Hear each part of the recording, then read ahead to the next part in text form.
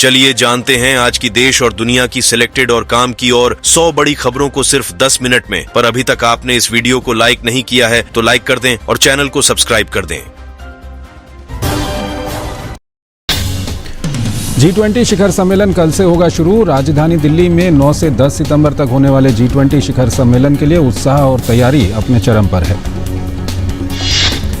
सम्मेलन से पहले प्रधानमंत्री नरेंद्र मोदी ने लोक कल्याण मार्ग स्थित आवास पर द्विपक्षीय बैठकें भी की। प्रधानमंत्री ने अपने आवास पर अमेरिका के राष्ट्रपति जो बाइडेन का स्वागत किया।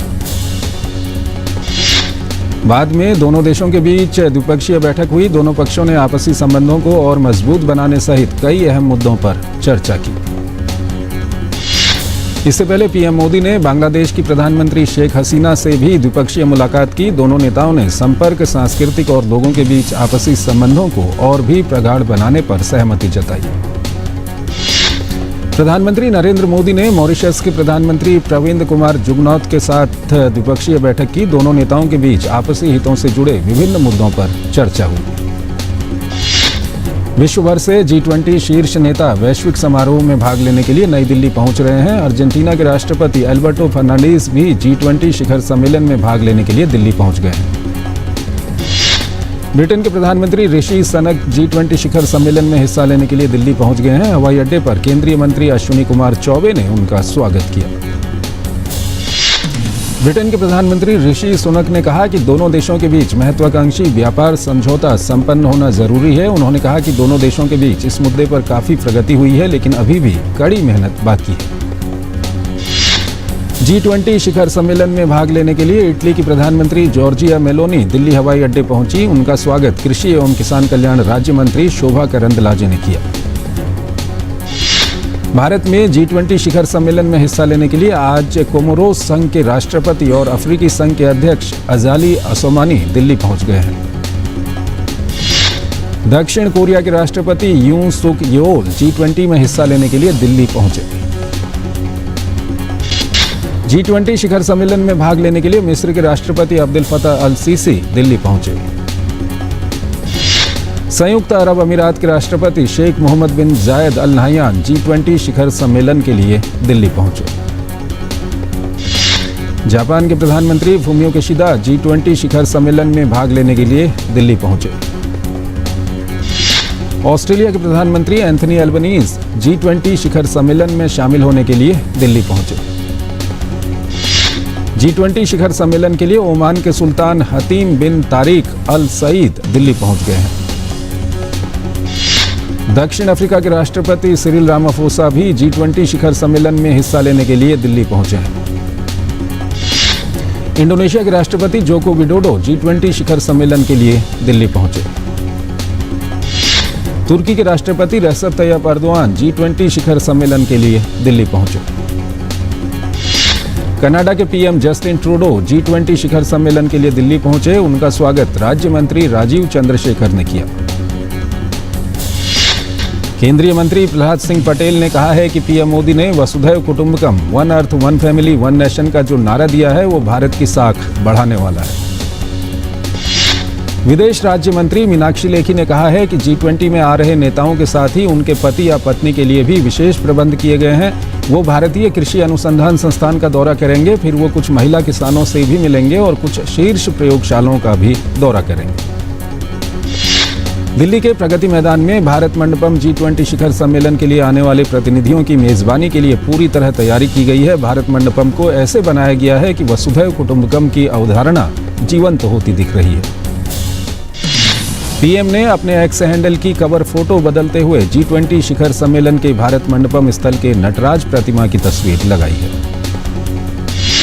भारत में G20 शिखर सम्मेलन के मद्देनजर जामा मस्जिद के आसपास के इलाके को भी सजावटी छतरियों और फूलों से सजाया गया है।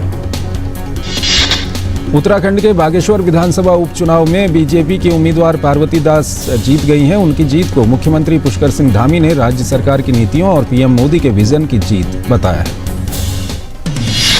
केरल में पुथुपल्ली विधानसभा क्षेत्र के लिए कल हुए उपचुनाव में कांग्रेस नेता ओमान चांडी के पुत्र चांडी ओमन ने जीत हासिल की है। उन्होंने 36,000 से ज्यादा के अंतर से सीपीआईएम नेता जैक्सी थॉमस को हराया। उनकी जीत के बाद कांग्रेस कार्यकर्ताओं ने जश्न मनाया। दोस्तों, मुख्य समाचार में आगे बढ़ने से पहले आज के क्विज कॉन्टेस्ट का सवाल, जिसमें आप आसान से सवाल का जवाब देकर अपने जनरल नॉलेज को बढ़ा सकते हैं। आज का सवाल है, भारत का राष्ट्रीय गान क्या है? सवाल का जवाब नीचे कमेंट बॉक्स में लिखें और साथ में अपना और अपने शहर का नाम भी लिखें। सही जवाब देने वाले लकी विजेता को चैनल की तरफ से मिलेगा एक शानदार उपहार। तो जानते हैं अगली बड़ी खबर क्या निकल के आ रही है।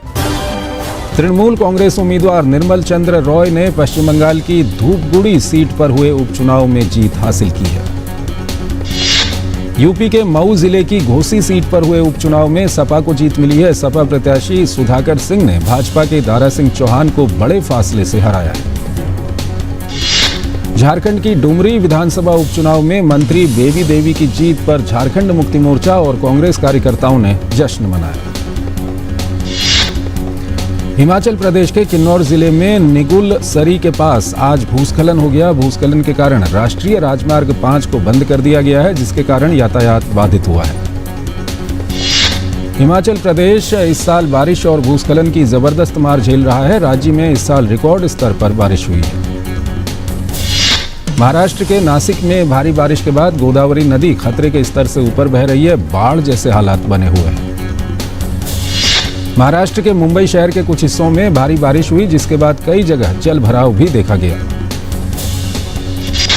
भारतीय रिजर्व बैंक आरबीआई ने आज वृद्धिशील नकद आरक्षित अनुपात आईसीआरआर को वापस लेने का फैसला किया। आरबीआई ने एक बयान में आईसीआरआर को चरणबद्ध ढंग से वापस लिए जाने की घोषणा करते हुए कहा कि इसकी शुरुआत शनिवार से हो जाएगी। इसे 2000 रुपये के नोट चलन से हटाने की घोषणा के बाद अतिरिक्त नकदी में कटौती के लिए लागू किया गया था।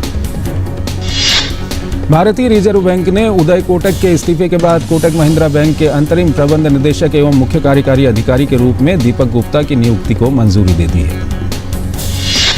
वैश्विक बाजार के सतर्क माहौल के बावजूद घरेलू शेयर बाजार सूचकांक सेंसेक्स और निफ्टी आज लगातार छठे सत्र में बढ़त के साथ बंद हुआ। दोनों सूचकांकों में लगभग 3% की वृद्धि हुई है, जिससे निवेशकों को 11 लाख करोड़ रुपए से अधिक का लाभ हुआ है। बंबई शेयर बाजार का सेंसेक्स 333 अंकों की बढ़त के साथ 66,598.91 पर बंद हुआ, तो वहीं दूसरी ओर निफ्टी 93 अंक चढ़कर 19,819.95 के स्तर पर बंद हुआ। सोने के आभूषणों और कलाकृतियों की अनिवार्य हॉलमार्किंग का तीसरा चरण 16 राज्यों और एक केंद्र शासित प्रदेश के 55 जिलों में लागू हो गया है। कीमती धातु की शुद्धता के प्रमाण के तौर पर हॉलमार्किंग 16 जून 2021 तक स्वैच्छिक रूप से लागू थी। उसके बाद सरकार ने चरणबद्ध तरीके से सोने की हॉलमार्किंग को अनिवार्य रूप से लागू करने का निर्णय लिया। भारतीय सराफा बाजार में आज सोना चांदी के दाम में हल्की बढ़ोतरी हुई है। सोने की कीमत 59,000 रुपये प्रति 10 ग्राम के पार हो गई है। वहीं चांदी का भाव 72,000 रुपये प्रति किलो से अधिक पहुंच गया। डिजिटल सार्वजनिक अवसंरचना डीपीआई का भारत पर परिवर्तनकारी प्रभाव रहा है, जिसका दायरा समावेशी वित्त से कहीं आगे तक है। विश्व बैंक द्वारा तैयार वित्तीय समावेश के लिए G20 वैश्विक साझेदारी दस्तावेज में केंद्र सरकार के तहत पिछले दशक में भारत में डीपीआई के परिवर्तनकारी प्रभाव की सराहना की गई है। भारतीय विशिष्ट पहचान प्राधिकरण UIDAI ने आधार में मुफ्त अपडेट की समय सीमा और 3 महीनों के लिए बढ़ा दी है। अब 14 सितंबर के बजाय 14 दिसंबर तक आधार अपडेट किया जा सकेगा। टाटा समूह की कंपनी टाइटन अपने आभूषण ब्रांड तनिष्क के निकट भविष्य में अमेरिका और ऑस्ट्रेलिया सहित कई देशों में स्टोर खोलकर विदेशी बाजार में अपनी मौजूदगी बढ़ाने की योजना बना रही है। ओडिशा में तिपहिया वाहनों को छोड़कर सभी वाणिज्यिक वाहनों में वाहन स्थान ट्रैकिंग VLT उपकरण को अनिवार्य कर दिया गया है। ये निर्णय यात्रियों, विशेषकर महिलाओं और बच्चों की सुरक्षा के लिए राज्य परिवहन प्राधिकरण STA द्वारा लिया गया। क्रेडिट रेटिंग एजेंसी इकरा के मुताबिक चालू वित्त वर्ष में घरेलू हवाई यात्रियों की 8 से 13% तक बढ़कर 15 करोड़ तक पहुंच सकती है। एजेंसी के मुताबिक चालू वित्त वर्ष के पहले 5 महीनों के दौरान घरेलू हवाई यात्रियों की संख्या 6 करोड़ 32 लाख रही, जो सालाना आधार पर पिछले वित्त वर्ष के समान समय के 5 करोड़ 26 लाख से 20% ज्यादा है। रियल एस्टेट क्षेत्र वित्त वर्ष 2022-2023 के दौरान राज्यों एवं केंद्र शासित प्रदेशों के राजस्व में सबसे ज्यादा योगदान करने वाले क्षेत्रों में से एक रहा है। एक रिपोर्ट के मुताबिक राज्यों और केंद्र शासित प्रदेशों ने रियल एस्टेट से स्टाम्प शुल्क समेत विभिन्न तरीकों से लगभग 2 लाख करोड़ रुपए जुटाए थे। एशिया कप के सुपर 4 में शनिवार को सुपर 4 के दूसरे मुकाबले में बांग्लादेश का सामना श्रीलंका से होगा। ये मैच कोलंबो में खेला जाएगा। एशिया कप 2023 के भारत पाकिस्तान सुपर 4 मुकाबले के लिए रिजर्व डे रखा गया है। ये मुकाबला रविवार 10 सितंबर को कोलंबो में खेला जाएगा। मैच में बारिश की संभावना को देखते हुए ये बड़ा फैसला लिया गया है। भारतीय क्रिकेट टीम के पूर्व लेग स्पिनर हरभजन सिंह ने कहा, सूर्य कुमार यादव को विश्व कप प्लेइंग 11 में शामिल होना चाहिए। बोले, सूर्य कुमार वो कारनामा कर सकते हैं जो विराट और रोहित नहीं कर सकते। भारतीय लॉन्ग जंपर मुरली श्रीशंकर और steeple chase athlete Avinash Sable ने एशियाई खेल 2023 के चलते यूजीन में 16 और 17 सितंबर को आयोजित होने वाले डायमंड लीग फाइनल से अपना नाम वापस ले लिया है। मार्नस लाबुशेन की अर्धशतकीय पारी और एस्टन एगर की जुझारू बल्लेबाजी की मदद से ऑस्ट्रेलिया ने पहले वनडे में साउथ अफ्रीका को 3 विकेट से हरा दिया। इस जीत के साथ ही ऑस्ट्रेलिया ने 5 वनडे मैच की सीरीज में 1-0 की बढ़त बना ली। महिला एकल के सेमीफाइनल में 6ठी वरीयता प्राप्त अमेरिका की युवा खिलाड़ी कोको गॉफ ने चेक गणराज्य की कैरोलिना मुचोवा को हराकर यूएस ओपन के फाइनल में अपना स्थान पक्का कर लिया है। दूसरी वरीयता प्राप्त बेलारूस की एरिना सबेलेंका ने महिला एकल वर्ग के फाइनल में प्रवेश कर लिया है। अर्जेंटीना ने इक्वाडोर के खिलाफ ब्यूनस आयर्स में खेले गए फुटबॉल विश्व कप क्वालिफायर में इक्वाडोर को 1-0 से हरा दिया। अर्जेंटीना की ओर से लियोनेल मेसी ने खेल के 78वें मिनट में गोल किया। यूरो 2024 के लिए खेले गए क्वालिफायर्स में फ्रांस ने आयरलैंड गणराज्य को 2-0 से हरा दिया है। फ्रांस की इस जीत के साथ आयरलैंड की यूरो 2024 के लिए क्वालिफाई करने की उम्मीदों को झटका लगा है। एक अन्य मुकाबले में नीदरलैंड्स ने यूरो 2024 क्वालिफाइंग में ग्रीस को 3-0 से हराने में सफलता पाई। नीदरलैंड्स ने तीनों गोल पहले हाफ में किए। स्पेन के एक अभियोजक ने स्पेनिश फुटबॉल संघ के निलंबित अध्यक्ष लुइस रुबियालेस के खिलाफ हाईकोर्ट में शिकायत दर्ज की है। रुबियालेस पर एक महिला खिलाड़ी के साथ अभद्र व्यवहार का आरोप है। वो खिलाड़ी भी रुबियालेस के खिलाफ शिकायत दर्ज करवा चुकी है। निकोलस पेपे फ्री ट्रांसफर में टर्किश क्लब ट्रेबजोन्स्पर चले गए हैं। इसी के साथ पेपे का आर्सेनल में 4 साल का निराशाजनक कार्यकाल समाप्त हुआ। पेपे क्लब की रिकॉर्ड साइनिंग में आर्सेनल आए थे। गनर्स ने पेपे को साइन करने के लिए 2019 में लिए को 72 मिलियन पाउंड दिए थे। मैनचेस्टर यूनाइटेड के फुटबॉलर एंटनी की मुश्किलें बढ़ती जा रही हैं। ब्राजीलियन टीवी को दिए एक इंटरव्यू में एक और महिला ने एंटनी पर हिंसा का आरोप लगाया है। एंटनी की पूर्व महिला मित्र ने उन पर घरेलू हिंसा का आरोप लगाया था, जिसकी पुलिस जांच कर रही है। फुटबॉल की विश्व गवर्निंग बॉडी फीफा के मुताबिक 2023 में इंटरनेशनल ट्रांसफर्स के लिए एजेंट्स की फीस $1 बिलियन के करीब पहुंच रही है। सभी प्रमुख यूरोपियन लीग में ट्रांसफर विंडो अब बंद हो चुकी है। सऊदी प्रो लीग की ट्रांसफर डेडलाइन आज समाप्त हुई। इस बार सऊदी प्रो लीग में रिकॉर्ड ब्रेकिंग खर्च हुआ है। हालांकि अल इत्तिहाद मोहम्मद सलाह को लिवरपूल से साइन करने में नाकाम रही। बॉलीवुड की जानी मानी पार्श्व गायिका आशा भोंसले आज 90 वर्ष की हो गई हैं। आशा भोंसले का म्यूजिक करियर 8 दशकों से चला आ रहा है। आशा भोंसले को बतौर गायिका 8 बार फिल्म फेयर पुरस्कार मिल चुका है। आशा भोंसले ने इस अवसर पर जीवन की कठिनाइयों का जिक्र करते हुए कहा कि वो आज जब पीछे मुड़कर देखती हैं तो उन्हें सब कुछ मजेदार लगता है। शाहरुख खान की बहुप्रतीक्षित फिल्म जवान ने पहले ही दिन बॉक्स ऑफिस पर किया धमाल। क्रिटिक्स से लेकर आम जनता तक शाहरुख और जवान की तारीफ कर रहे हैं। फिल्म ने ओपनिंग डे पर देश में किया 65 करोड़ रुपए से ज्यादा का बम्पर कलेक्शन। वहीं वर्ल्ड वाइड बॉक्स ऑफिस पर फिल्म ने 129 करोड़ रुपए से ज्यादा का कलेक्शन कर लिया है। अभिनेत्री कंगना रनौत ने भी शाहरुख खान की तारीफ की है। उन्होंने इंस्टाग्राम पर लिखा, आपकी दृढ़ता, कड़ी मेहनत और विनम्रता को नमन किंग खान। पूरी टीम को बहुत बहुत बधाई। अक्षय कुमार की आगामी फिल्म मिशन रानीगंज का टीजर जारी हो गया है। फिल्म 6 अक्टूबर को रिलीज होगी। रश्मिका मंदाना ने पुष्पा 2 को लेकर अपडेट साझा किया है। रश्मिका ने यह खुलासा किया है कि फिलहाल फिल्म की शूटिंग चल रही है। रश्मिका ने अपने सोशल मीडिया अकाउंट पर फिल्म के सेट से एक तस्वीर शेयर की है। जाने माने तमिल अभिनेता और निर्देशक जी मारीमुथु का आज यहां दिल का दौरा पड़ने से निधन हो गया।